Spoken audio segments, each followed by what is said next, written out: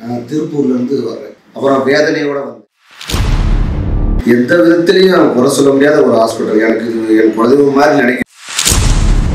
வணக்கம், என் பேர் கணேஷ் பாலாஜி. எனக்கு ஒரு 5 நாளாக வயிறில் ஹீட்டு ஓவராகி வலி தாங்க முடியல.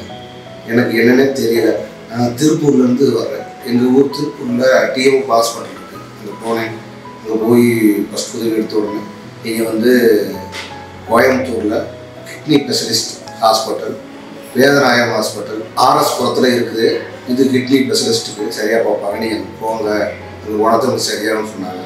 டாக்டரை பார்த்தோன்னே நல்லா என்கிட்ட பேசினாங்க. அவங்க பேசின விதத்துல எனக்கு ரொம்ப சந்தோஷம். உண்மையிலே இப்படி ஒரு ஹாஸ்பிட்டல் இருக்கிறான்னு நான் ரொம்ப சந்தோஷம். அப்புறம் வேதனையோடு வந்தேன். பயங்கர வலி.